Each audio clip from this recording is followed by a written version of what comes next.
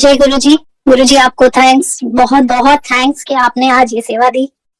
जब भी आप अपनी प्यारी सेवा देते हो तो आंखें भर आती हैं कि आपने फिर एक बार अपना गुणगान करने के लिए ये आशीर्वाद दिया। थैंक यू सो मच गुरु जी, और गुरु जी की प्यारी प्यारी संगत को, मेरा और मेरे परिवार का, इनफैक्ट गुरु जी ने जो हमें ये परिवार दिया उनकी तरफ से बहुत बहुत नमस्कार। गुरु जी तो इतने प्यारे हैं, इतने अनमोल हैं, और हमारे शायद पता नहीं कौन से कर्मों का लेखा जोखा है या क्या हमने ऐसा करा है कि जो परमात्मा के रूप में गुरु जी ने जो है हमें दर्शन दिए है और हमारी जिंदगी बदल दी है।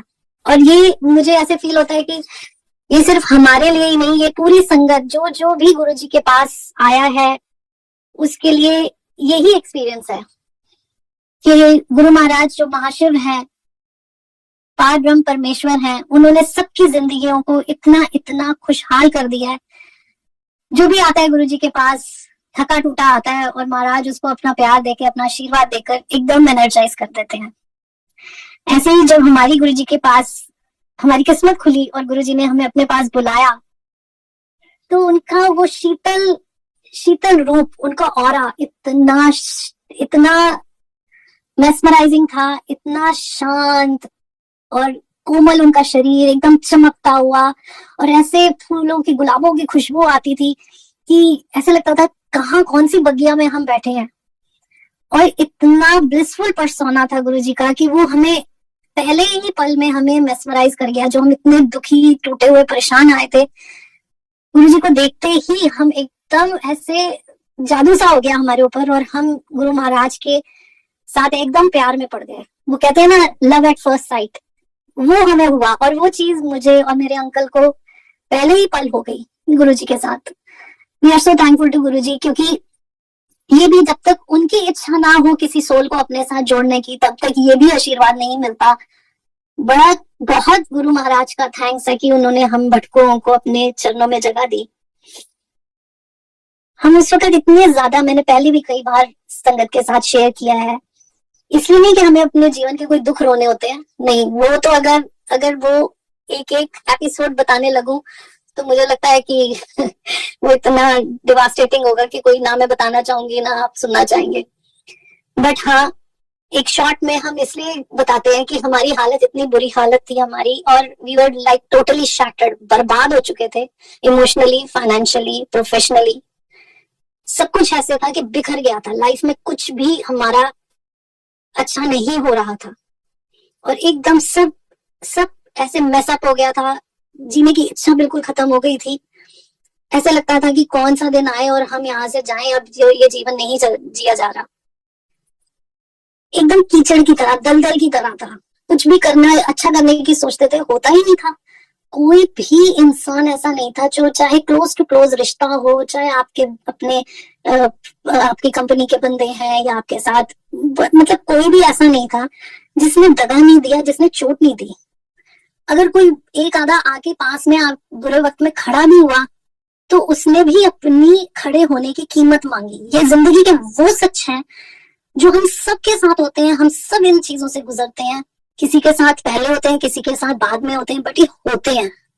क्यों होते हैं ये मुझे नहीं पता, कि क्यों ऐसा होता है कि इतना किसी को तकलीफ दी जाती है, बट होता है। मगर गुरु महाराज की ऐसी कृपा रही कि उन्होंने उस कीचड़ में से हमें कमल के फूल की तरह ऐसे निकाल लिया और अपने चरणों में जगह दे दी। और उसके बाद हम बस गुरु महाराज से पहले दिन से ही ये प्रे करते रहे कि प्रभु इतनी कृपा रखना कि बस अपने साथ जोड़े रखना, हम भटके नहीं, हम परेशान होके इधर उधर बहुत धक्के खा चुके हैं, बस अब इस जगह से हमें कहीं और नहीं जाना। And we were lucky once कि गुरु महाराज ने हमें वो आशीर्वाद दिया और दिया हुआ है, और आगे भी ऐसे ही बना रहे। गुरुजी के साथ जब भी मैंने बात करने की कोशिश करनी, तो गुरुजी ने मेरे को बस सुनते थे सारी बात, जितना भी मुझे वक्त मिलता था, क्योंकि मैं इतनी तकलीफ में थी, मेरी फैमिली इतनी तकलीफ में थी कि मुझे होता था मेरे को गुरुजी को ये बताना है, मुझे ये बताना है, जबकि उनको तो सब पता था। बट वो हमेशा मुझे एक ही बात कहते थे, पूछिया ना कर, मैं सब करूंगा, पूछिया ना कर, मैं सब करूंगा। और कितनी ही बार उन्होंने अंकल को, मेरे हस्बैंड संजीव जी, उनको, मुझे, बच्चों को, कितनी ही बार महाराज ने ये आशीर्वाद दिया, ब्लेस किया, जय ऐश कर। ये वर्ड्स हमें सुनने में उस वक्त लगता था अच्छा, बट धीरे धीरे हमारे को ये समझ आई कि इन वर्ड्स की क्या पावर है। जिसको ये वर्ड्स गुरुजी ने ब्लेस कर कितना ऐश कर बोल दिए, मतलब अब उसको जिंदगी में किसी चीज की के लिए फिक्र करने की जरूरत नहीं है। उसको महाराज ने ब्लेस कर दिया और वो बिल्कुल लाइफ में आगे ही आगे बढ़ता जाएगा। जैसे गुरुजी ने हमेशा ये कहा, सत्संग करने वाले और सुनने वाले दोनों के लिए ब्लेसिंग्स होती हैं। आप चाहे एक सत्संग बार बार सुनो, बट हर बार आपके लिए उसमें कोई नया मैसेज होगा। तो उसी कृपा को नजर रखते हुए हम जब सत्संग की सेवा मिलती है तो हमें बहुत थैंक्स हम फील करते हैं कि थैंक यू गुरुजी, आपने कोई इतना आशीर्वाद हमें दिया कि हम आपका गुणगान कर सकें। ऐसे ही मैं आपको बताना चाहूंगी कि गुरुजी के पास जब गुरुजी फिजिकल फॉर्म में रहे, वी वर फॉर्चुनेट वंस कि हम उनके दर्शन कर सके। तो गुरुजी ने हमें पहले बड़े मंदिर भेजा, वहां दर्शन करवाए। उसके बाद फिर एम्पायर स्टेट गुरुजी ने हमें बुलाकर आशीर्वाद दिया, अपने पास बिठा के चाय प्रसाद, लंगर प्रसाद सब करवाना। और वो जो चाय प्रसाद, शबद कीर्तन और लंगर प्रसाद हम लोगों ने तब भी लिया, उसके बाद से भी, गुरुजी की महासमाधि के बाद से भी, आज भी महाराज का वो ब्लेस्ड प्रसाद जो है, शबद कीर्तन जो है, वो हमारे सब कष्टों का, रोगों का इलाज है। बड़ी से बड़ी चीज छोटी हो जाती है, फिनिश हो जाती है, एकदम पॉजिटिव हो जाती है जब हम महाराज के ये प्रसाद ग्रहण करते हैं। सो कभी भी महाराज का चाय प्रसाद, लंगर प्रसाद के लिए मना ना करें। शबद कीर्तन भी जो है वो बहुत अनमोल है और उनमें एक डिवाइन पावर है गुरुजी की। ऐसे ही गुरुजी ने मेरे को और अंकल को जब बड़े मंदिर में सेवा के लिए भेजा, तब हम बहुत थोड़ी सी संगत होती थी। मंदिर जो है वो हर रोज नहीं खुलता था, वेरी फ्यू जो होते थे जिनको गुरुजी बोलते थे कि भाई तुम जाके ये सेवा करो। इसी तरह से महाराज ने हम पर कृपा करी और उन्होंने हमें बड़े मंदिर सेवा के लिए भेजा। तो तब हमारा रूटीन ये होता था कि हम सुबह बच्चों को छोड़ के स्कूल की बस पे और हम 8:30 पौने 9 बड़े मंदिर पहुंचते थे और जो भी हमें सेवा वहां बोली जाती थी वो हम करते थे, मैं और मेरे अंकल। और फिर हम 3 बजे हमें वहां से आज्ञा होती थी कि अब तुम जाओ। और हमें किसी के साथ भी कनेक्टेड रहने के लिए गुरुजी ने मना किया हुआ था। कोई किसी को फोन्स नहीं करने, किसी से बात नहीं करनी, ना अपने काम पे जाना है, ना किसी से बात करनी है, कुछ भी नहीं। और उसी ड्यूरेशन में फिर हमारे को एक दिन बड़े मंदिर से फोन आया कि गुरु महाराज की कृपा से आपको ये सेवा के साथ महाराज ने एक सेवा दी है कि हर मंडे को आपको अपने बड़े मंदिर में कुछ स्पॉट्स थे जहां पर दिया जलाना था देसी घी का। तो वो आपको सेवा महाराज ने दिया। आपने अपने ही घर से घी वगैरह लेके आना है, दिया लेके आना है। और इस जगह पे फिर हमें बुलाया गया बड़े मंदिर और हमें बताया गया, मेरे को और मेरे अंकल को, कि इस जगह पर आपने दिए जलाने हैं और क्या कहते हैं, और चुपचाप बस आपने मंडे को आना है, आकर ये सेवा करनी है और चुपचाप चले जाना है। तो शुरू में तो ऐसा नहीं था कि मंडे को संगत आती थी, बट फिर धीरे धीरे गुरुजी ने मंडे को भी संगत भेजनी शुरू करी अपनी महासमाधि से पहले। बट हम दोनों चुपचाप अपनी ये सेवा करते थे और चले जाते थे। और करते करते ऐसे फिर हुआ कि महाराज की महासमाधि हो गई, फिर भी हम अपनी सेवा करते रहे। तो एक दिन मेरे अंकल ने मुझे बोला कि अब तो महासमाधि हो गई है गुरुजी की, तो अब हमें क्या करना है। तो मैंने बोला कि हमें अभी कुछ नहीं करना है। जिस दिन हमें किसी ने टोक दिया कि ये क्या है, तो उस दिन हम समझ लेंगे कि बस अब इसके आगे हमारी को आज्ञा नहीं है। हमें ना किसी को कुछ बोलना है, ना किसी से बहस करनी है। संजीव जी, हमें महाराज ने ये सेवा दी है, तो जब कोई टोकेगा तो वो हमारा आखिरी दिन होगा। और ऐसे करते करते महासमाधि के बाद भी 1 साल तक महाराज ने, 1 सवा साल तक हम ये करते रहे। और आज ये फर्स्ट टाइम मैं ये सत्संग कर रही हूँ, पता नहीं क्यों गुरुजी करवा रहे हैं, कभी हमने किया नहीं ऐसा। और फिर 1 सवा साल बाद एक आंटी ने, हम सेवा करके जा रहे थे मंडे को, अपने मंदिर से बाहर जा रहे थे हम दोनों, तो तब एक आंटी ने हमें बोला कि ये क्या है। तो हमने बोला जी ये सेवा दी थी गुरुजी ने।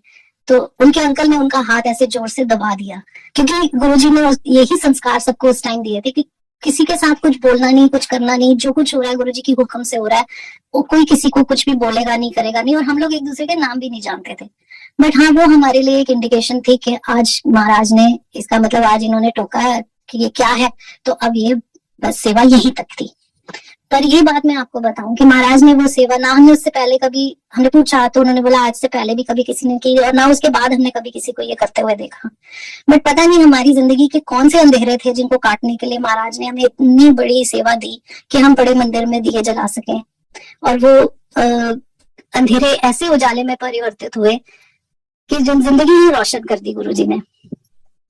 हम गुरु जी के पास आने से पहले आसमान की तरफ, घर से बाहर इतनी ज्यादा परेशानी होती थी कि हम घर से बाहर, मैं अंकल को बोलती थी प्लीज मुझे घर के बाहर जाके आसमान के नीचे खड़े होके मुझे भगवान से बात करनी है कि कहाँ हो, क्यों नहीं दर्शन दे रही हो, हमने क्या ऐसा गलती कर दी है कि इतनी प्रॉब्लम्स आ रही हैं, आप हमारी फाइल परमानेंटली क्यों नहीं खोलते।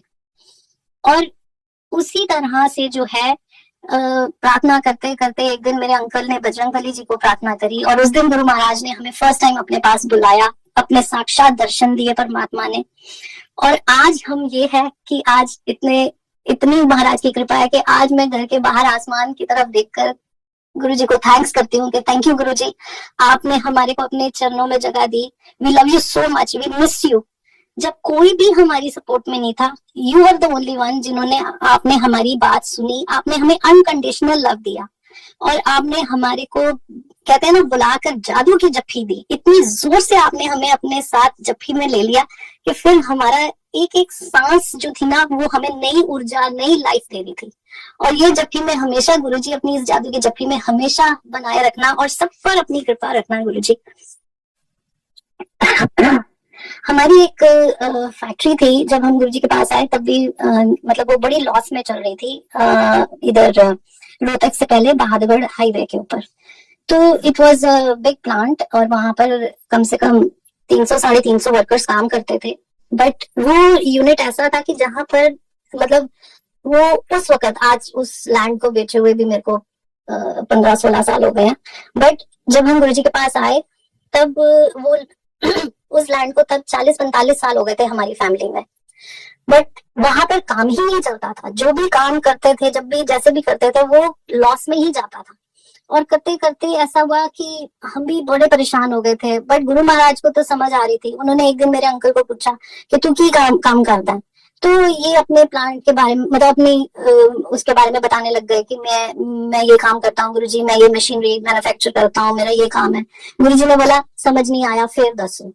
इन्होंने फिर सारा एक्सप्लेन किया, और गुरुजी ने फिर बोला नहीं समझ नहीं आया, फिर दसो। और मैं इनके पीछे खड़ी खड़ी इनको बोल रही हूँ, मन बोल भी रही हूँ धीरे गुरुजी के सामने, तो क्या जोर से बोलने की हिम्मत नहीं थी, बट हाँ अपने मन ही मन बोल रही हूँ, ये क्या बोल रहे हो, जो प्लांट चलता नहीं है उसके बारे में बोली जा रहे हो, दूसरे के बारे में बताओ ना। तो बट ये इनके, जो गुरुजी ने कल्याण करना होता है, वो आपके दिमाग में उसी प्रॉब्लम को सामने लाते हैं। फिर इन्होंने तीसरी बारी फिर से गुरुजी को बताया। गुरुजी ने पास में एक संगत अंकल बैठे थे, उनको बोला कि समझो की कह रहे ने। तो इन्होंने फिर उनको समझाया कि मेरा ये काम है, मैं ये मशीनरी बनाता हूँ, ऐसे है। तो उन्होंने फिर गुरुजी को समझाया, गुरुजी ने फिर भी यही बोला समझ नहीं आया, ब्लेस कितना जा ऐश कर। सो दैट वाज लाइक कि जब हम घर वापस आ रहे थे, मैंने बोला संजीव जी, ये प्लांट हमारा काम चलता ही नहीं है, ये लॉस में ही जाता है। ये गुरुजी को भी नहीं समझ आ रहा। अब भी मुझे ऐसा फील हो रहा है कि इसके कल्याण के दिन आ गए हैं, तभी गुरुजी आपसे पूछ रहे हैं और आप इसी के बारे में बोली जा रहे हैं, आपने दूसरे के बारे में तो बात ही नहीं करी।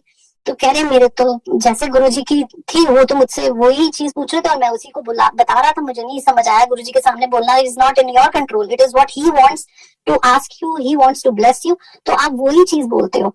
और वही हुआ कि थोड़े दिनों बाद हमारे को गुरुजी ने ये बोला कि वहां पर लगातार शब्द कीर्तन चलाओ फैक्ट्री के अंदर। हमने फिर वहां पर पूरा टाइम शब्द कीर्तन, जितनी देर यूनिट चलता था शब्द कीर्तन शुरू होते थे। शाम को एक बारी वर्कर्स को चाय प्रसाद दिया जाता था। और उसमें फिर क्या हुआ कि ये चलता रहा, होता रहा। जो जनरल मैनेजर थे वहां पे, वो बोलते थे सर वर्कर्स तो 1-1 घंटा लगा देते हैं चाय प्रसाद पीने में, वो तो पूरी मस्ती में आ रहे हैं। हमने बोला हम कुछ नहीं कर सकते, जैसे गुरुजी बोल रहे हैं वैसे ही होगा। और वो जगह ऐसी थी जहां पर पिछले, क्योंकि वो हमारा 40-45 साल पुराना एक वो था, यूनिट था, और वो कोई करीब 5-5.5 एकड़ की जगह थी हाईवे के ऊपर।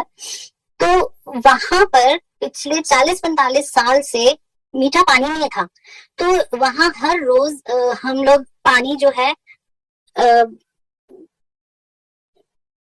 है वो बाहर से बाय किया जाता था। We use to buy water, और वो हर रोज आके वहां पर फिल करके जाते थे हमारे जो टैंक्स होते थे, पीने का पानी जो होता था, क्योंकि पानी इतना खारा था।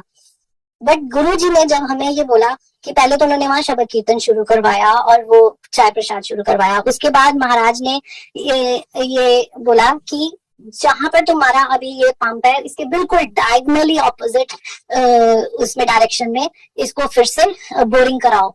और वहां पर जब हमने बोरिंग करवाई, क्योंकि Guruji is like no question ask, जो वो कह रहे हैं उसको करते जाओ, तो हमने बिल्कुल उसके डायगनली ऑपोजिट कॉर्नर में फिर वहां पे बोरिंग कराई। जब हमने बोरिंग करवाई तो वो जगह ऐसी है बहादुरगढ़ में, सबको पता है, आज भी वैसी होगी, बट वहां पर अगर कितने कितने फुट नीचे चले जाओ, 50-60 फुट नीचे चले जाओ, तब भी पानी नहीं आता था।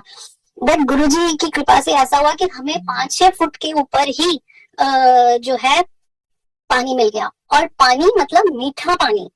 It was like a big big Guruji का मैसेज, पॉजिटिव मैसेज, कि तुम्हें जहां 40 सालों से 45 सालों से खारा पानी ही मिल रहा है, वहां देखो मैंने तुम्हारा कल्याण करना है, तुम्हारी इसको प्रॉब्लम को सॉर्ट आउट करना है।